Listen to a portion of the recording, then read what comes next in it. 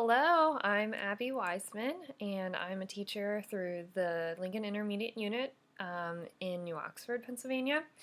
I teach at Upper Adams Middle School, and I'm currently teaching autistic support 7th through ninth grade. And when I was watching the video, the little TED Talk that we watched, I was really impressed by some of the things that he was saying because I agree 100% with what he's saying regarding working together as a team being one of the most important parts of helping our students. And that's currently one reason why I'm actually looking for a new job. I've been interviewing a few new places because with the LIU it's hard to collaborate with one another as we're not all in the same building. I am fortunate enough to have one other LIU teacher in the high school, and we do collaborate together, and I also collaborate with the regular education teachers in the school district that I'm at. But I am not able to co-teach. I'm not able to plan lessons with those teachers necessarily because it's such a different just different curriculum that we use and things like that. So I thought that was really interesting because that's one of the things I'm currently looking for when I am trying new looking for new jobs. And basically I do love exactly what I'm doing, so I'm looking for something in autistic support. As far as my hobbies and interests, I kind of jumped right into the other things. I have a dog, and he is a handful. He is a German Shorthair Pointer, and so he needs lots of time to exercise. So my boyfriend and I go on lots of hikes with him.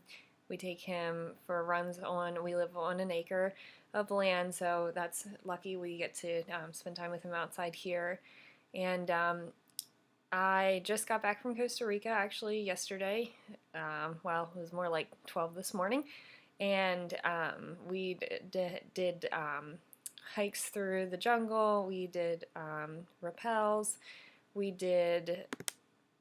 So I rappelled down a waterfall. We did like the zip lining and things like that. So it was a really action adventure type of vacation, but we did get to relax some too. So that's been super fun. And I think I got everything else, but the main part that I really wanted to get into was regarding the SLOs, and if that is an indicator of how well we're doing, and if, looking at our own teaching is helpful. And of course, looking at our own teaching and evaluating how we're doing and making those changes is super helpful.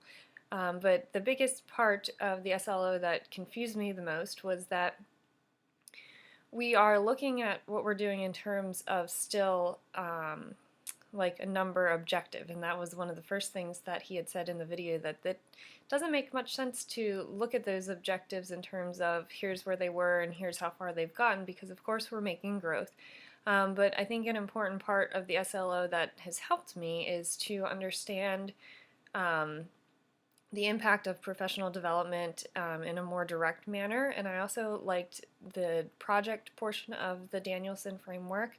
This year I did a project on the alternate state assessment standards because currently in the program that I'm working we do not have a science curriculum that we follow, and sometimes science is not taught in the classrooms just depending on the behaviors and the needs of the students. So our main focus is reading, math, and speech and language. So I wanted to bring a little bit more science into my classroom. I do teach the middle school age, so by the time the students get to me, some may still be having behaviors, but a lot of the times we're able to focus a little bit more on academics, which is very fortunate in my case.